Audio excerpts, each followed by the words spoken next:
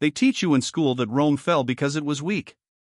They teach you that it crumbled under the weight of inflation, corruption, and barbarian invasions. It's a comfortable lie. It makes you feel safe. It makes you believe that if we just fix our economy, if we just elect the right people, the United States won't suffer the same fate. But I'm here to tell you that the history books are wrong. Rome didn't die of old age. Rome was murdered. It was murdered because it touched something it didn't understand. It ignored the boundaries of the world, and the world fought back.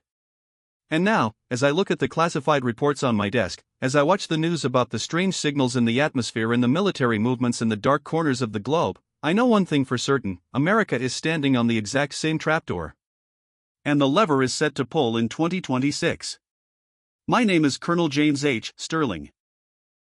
For 20 years, I served as a strategic analyst for the Defense Intelligence Agency. My job wasn't to track terrorists or insurgents. My job was civilizational risk assessment. I was part of a small, compartmentalized unit called Project Ozymandias. Our mandate was simple: study the collapse of every great empire in human history and ensure the United States didn't repeat their mistakes. We studied the Mayans, the Sumerians, the British. But the one that kept us awake at night was Rome. Not because of the politics, but because of the Varus files. In 2003, during the invasion of Iraq, a U.S. Special Forces team raided a Ba'athist compound outside of Baghdad. They were looking for weapons of mass destruction. Instead, they found a vault. Inside that vault were artifacts that had been looted from museums all over Europe during World War II. But there was one crate that didn't belong. It was sealed with waxen lead, marked with the eagle of the Roman legions. Inside were scrolls. Perfectly preserved, sealed in airtight canisters. They were the personal field journals of Publius Quinctilius Varus, the general who lost 3 entire legions in the Teutoburg Forest in 9 AD. History says Varus was incompetent. History says he was ambushed by Germanic tribesmen with spears. The journals tell a different story. A story that the Roman Senate burned. A story that the Vatican locked away for 1,000 years until it was stolen. And now, a story that the Pentagon is terrified of. Because the enemy Varus describes in those scrolls is the same enemy our satellites are picking up right now. I am going to read you the translation of the final entry of the Varus journals. And then I am going to tell you about a mission that took place 6 months ago in a location I can't name. When you hear both, you will understand why 2026 isn't just a year. It's a deadline. The text begins on the 3rd day of the march into the forest. Varus writes, "The silence here is not empty. It is heavy. The men feel it. The centurions tell me the tribes are gathering, but the scouts report no fires, no tracks, no movement. The forest itself seems to be rearranging the path. We marched north for 10 miles, yet the compass of the stars suggests we have moved west. The trees are too close together. They bleed a white sap that smells of sulfur." Last night, the 10th Legion reported missing sentries. They were not taken by men. There was no struggle. Their armor was found standing upright, as if the men inside had simply vaporized. This is the first sign. The displacement. Every empire, before it falls, encounters a frontier it cannot cross. A place where the laws of physics and reality seem to bend. For Rome, it was the dark forests of Germania. For us, it has been the remote valleys of Afghanistan, the deep ice of Antarctica, and the dense canopies of the Amazon. We push our technology into these places, thinking our GPS and our drones make us gods. Rome thought their roads and their steel made them gods. Varus continues on the 4th day, "We are being hunted. But not by barbarians. I saw it today. A shadow that moved against the wind. It stood atop the ridge, watching the column. It was shaped like a man, yet it stood taller than any man I have ever seen. It wore no armor, yet the arrows of the archers shattered against its skin. It spoke to us. Not in the tongue of the Germans, but in a sound that vibrated the iron of our shields. A humming. A buzzing. Like a hive of bees living inside a thunderstorm. The horses went mad. They trampled the infantry. Panic is setting in. The legates are urging me to turn back, but I cannot. Rome does not retreat. That is our pride. And that will be our tomb. Rome does not retreat. That is the phrase that killed them. That is the phrase that is killing us. We call it full spectrum dominance. The belief that there is no corner of the earth we cannot control. Now, let me bridge the gap of 2,000 years. Let me tell you about Operation Obsidian Spear. 6 months ago, a Tier 1 operator team, Delta Force, was deployed to a region in the Northern Hemisphere. I won't say where, but it's a place where the geopolitical tension is currently breaking point. Their mission was to secure a crashed drone. This wasn't a normal drone. It was a prototype carrying a new type of sensor array designed to detect hyperdimensional anomalies. We sent it in because the satellites had picked up the same humming signal Varus described. The team inserted it 0200 hours. They moved to the crash site. The bodycam footage, which I reviewed personally before it was scrubbed from the servers, shows them moving through a dense forest. The similarities to the Teutoburg description are chilling. The trees looked sick. Bleeding white sap. The silence was absolute. No birds. No insects. Just the sound of their boots on the dead leaves. When they reached the drone, it wasn't crashed. It was disassembled. Not smashed. Taken apart. Bolts unscrewed. Circuits removed with surgical precision. The team leader, Captain Miller, reported in command, "This isn't a kinetic impact. The bird was dismantled. There are no tools here. No tracks." Then, the humming started. On the audio recording, it sounds exactly like the description in the Varus scroll. A low-frequency vibration that distorts the microphone. You can hear the panic in the operators' voices. These are men who have faced death 100 times. They don't panic. But they were scared. Contact. Contact front. Miller screams. I can't see them. They are bending the light. Thermals are useless. They are cold. Command, the targets are 0 Kelvin. 0 Kelvin. Absolute zero. Nothing in nature is naturally absolute zero. That is a signature of something that is drawing all the energy out of the environment. Then, the shooting starts. You see muzzle flashes lighting up the forest. You see the tracers hitting nothing. They pass through the air and impact the trees. But the trees start to fall. Not from the bullets. They are being pushed over by something massive. The camera on Miller's helmet spins as he is lifted off the ground. He isn't grabbed by a hand. He is lifted by a force.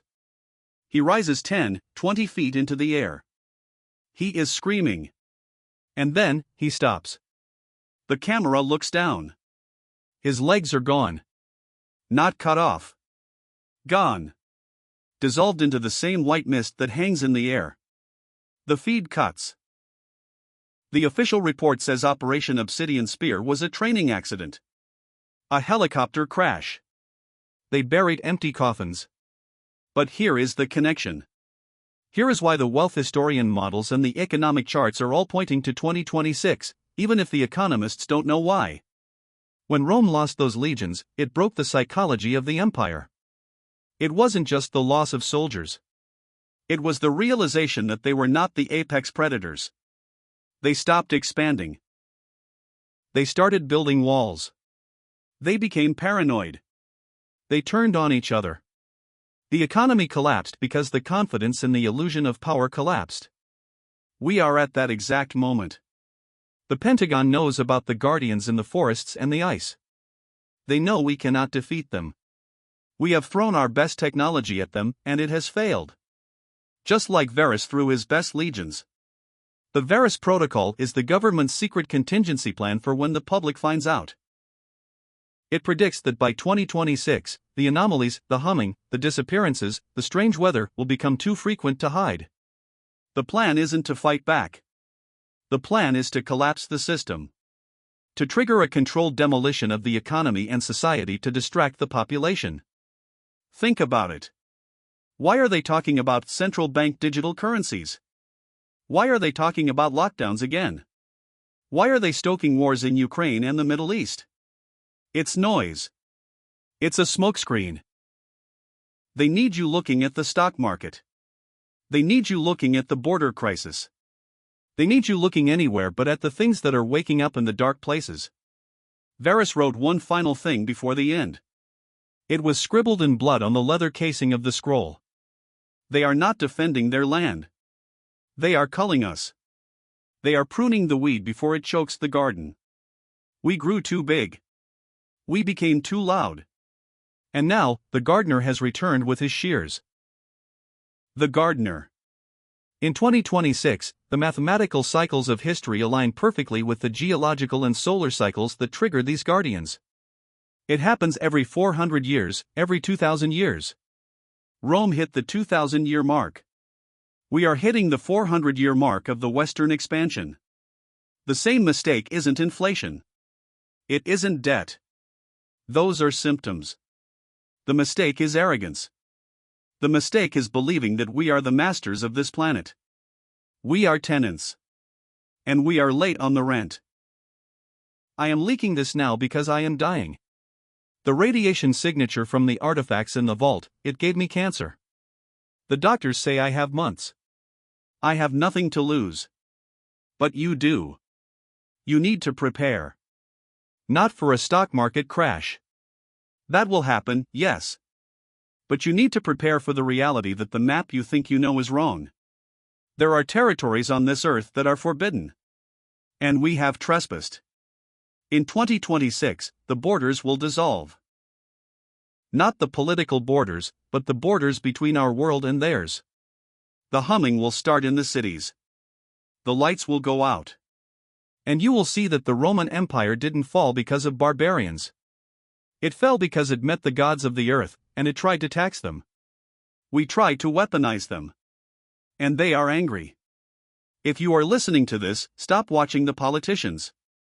Watch the birds. Watch the animals. When they go silent, run. Run to the high ground. Run away from the deep forests and the dark water. The cycle is closing. America is Rome. And the Teutoburg Forest is everywhere. This is Colonel Sterling.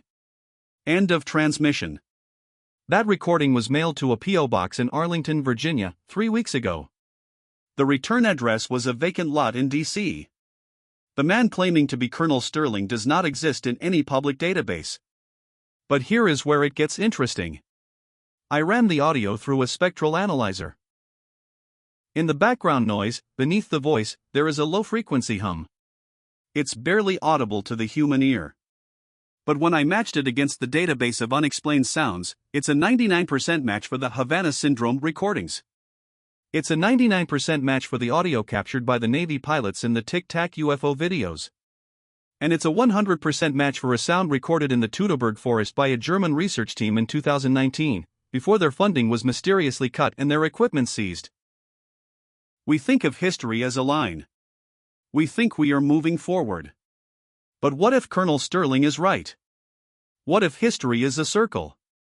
What if the wealth of an empire isn't measured in gold, but in how long it can keep the lights on before the darkness notices?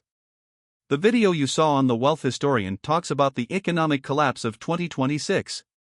It talks about debt cycles. And he's right. The math holds up. But he's missing the variable. He's missing the trigger. Rome's economy was destroyed because its legions vanished. Its trade routes became unsafe not because of bandits, but because of monsters. If the US military is covering up a war with a non-human intelligence, whether it's aliens, cryptids, or something ancient, the cost would be astronomical. Trillions of dollars in black budgets. Money that is missing from the Pentagon. You've heard the news. The Pentagon failed its audit again. Trillions unaccounted for. Where do you think that money is going? It's not going to graft. It's going to walls. It's going to containment. It's going to bribes to keep the gardener away for one more year. But the money is running out. And the walls are cracking. I want you to look at the date today. We are creeping closer to the 2026 convergence. Every time you see a news story about a training accident, or a weather balloon, or a wildfire that burns with unnatural intensity, ask yourself, is this the weeds being pruned? Rome fell in 476 AD officially. But it really died in 9 AD, in the forest, when it realized it wasn't invincible. America feels invincible today. But the hum is getting louder. I'm going to keep digging into the Varus files. I'm going to find the rest of those journals. Because if Sterling is right, we don't need a financial advisor for 2026. We need a priest. And we need ammunition. If you want to see the documents I managed to recover from the leak, check the link in the pinned comment. They are redacted, but the dates match. History is repeating. The mistake has been made. Now, we just wait for the consequences. This is Redacted OPS. Stay vigilant. And for God's sake, stay out of the woods.